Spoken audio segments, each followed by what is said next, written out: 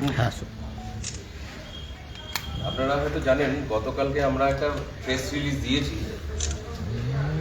Regarding Bangladeshi tourist শিলিগুড়িতে তাদের জন্য কোনো হোটেলে কোনো এন্ট্রি হবে না। সেটা নিয়ে বিস্তারিতভাবে আমরা জানাচ্ছি অ্যাসোসিয়েশনের পক্ষ থেকে। আমি যুগ্ম সচিব উজ্জ্বল ঘোষ, আমার প্রেসিডেন্ট রাজীব দাস এবং বাকি যারা আছে তারা সবাই এক্সিকিউটিভ কমিটি মেম্বার্স অ্যাসোসিয়েশনের। আপনাদের সবাইকে স্বাগত। প্রথমত বলি যে আমাদের মালদা অ্যাসোসিয়েশন থেকে একটা ডিরেক্টিভ বা বিজ্ঞপ্তি ওনারা দিয়েছিলেন এবং তারপর থেকে আমাদের মধ্যেও চিন্তাভাবনার মধ্যে ছিল যে বাংলাদেশি টুরিস্ট নিয়ে আমরা কি চিন্তাভাবনা করছি। ইতিমধ্যেই দেখা গেছে যে শিলিগুড়ির একটা সংগঠন আমাদেরকে একটা ডেপুটেশন বা স্মারকলিপি দিয়েছিল। বিষয়টা তার ভিত্তি করে কিন্তু আমরা যে কলটা নিয়েছি সেটা না। তারপরে আমরা যেটা গত 7 তারিখে আমরা নিজেরা একটা আলোচনা সবাই বসি, সেটাতে এক্সিকিউটিভ কমিটি একটা ডিসিশন নেয়। সেখানে এক্সিকিউটিভ কমিটিতে একটা ভোটাভুটি হয়। সেই ভোটাভুটির পর আমরা ডিসিশন নিই যে আমরা এটা জেনারেল বডিতে আমরা ফেলবো এবং জেনারেল মেম্বারসদের বক্তব্য নিয়েই তারপরে এই ডিসিশন নেব। এত বড় ডিসিশন আমাদের 13 জনের এক্সিকিউটিভ কমিটি বডি আছে, তার মধ্যে নেওয়া সম্ভব না। তো সেই ক্ষেত্রে আমরা একটা ভোটাভুটি শুরু করি।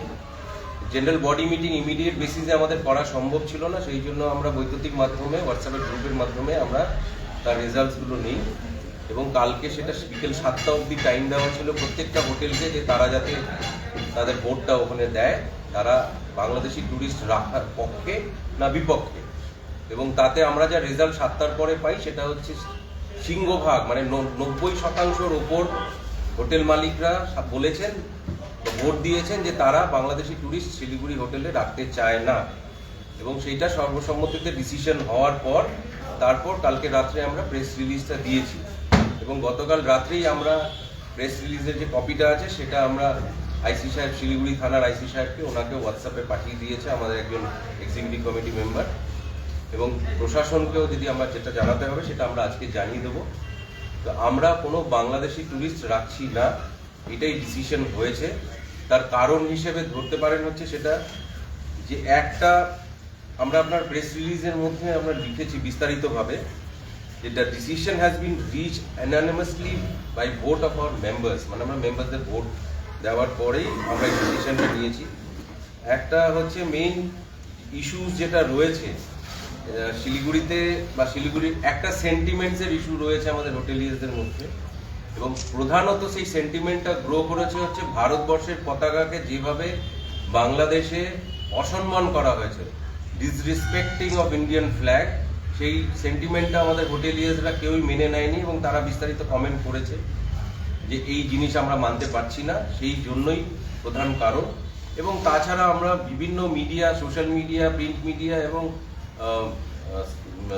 পেপারসে আমরা নিউজ পেপার, প্রিন্ট মিডিয়াতে এবং আমরা টিভি চ্যানেলও দেখতে পাচ্ছি যে যেভাবে বাংলাদেশের লোকেরা বা পলিটিশিয়ানরা যেভাবে আমাদের দেশকে এবার নোংরাভাবে বাজে ভাষায় কথা বলছে, সেটাও আমাদের হোটেলিয়ার্সরা মেনে নেয়নি। সেই কারণে আমরা বাংলাদেশি কোনো ট্যুরিস্টকে আমাদের শিলিগুড়ি শহরে কোনো হোটেলে জায়গা দেব না, সেটাই আমার ডিসিশন হয়েছে। এটা আপনাদের মধ্যে আমরা জানি। কতদিন পর্যন্ত এইটা টিল ফার্দার নোটিস আমরা এটা মনিটর করব যে সিচুয়েশন কি দাঁড়ায়। তার সঙ্গে আমরা এটাও জানাতে চাই আপনাদের মাধ্যমে, সেটা হচ্ছে যে প্রশাসন যদি মনে করে যে প্রশাসনের কোনো নিজস্ব ডিরেক্টিভ থাকবে বা দেবে, রাউন্ড অ্যাবাউট 200 কাছাকাছি।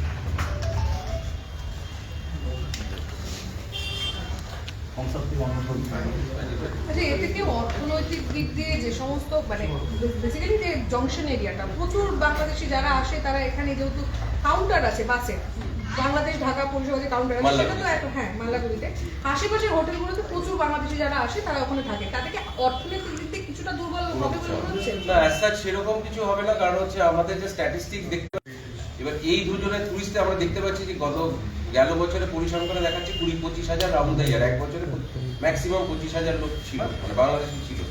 তো সেই ক্ষেত্রে 2,000 লোক পার মান্থ, 2,000 লোক পার মান্থ এইটুকু আমরা অর্থনৈতিকভাবে আমরা বিয়ার করতেই পারি। যেহেতু আমরা প্রথমে নাগরিক, আমরা প্রথমে হচ্ছে ভারতবর্ষের নাগরিক, ব্যবসা তো অবভিয়াসলি সারা বছর আমরা করবোই এবং অন্য যদি এইটুকু লস আমাদের বিয়ার করতে হয় আমরা বিয়ার করতে প্রস্তুত আছি, আমাদের কোনো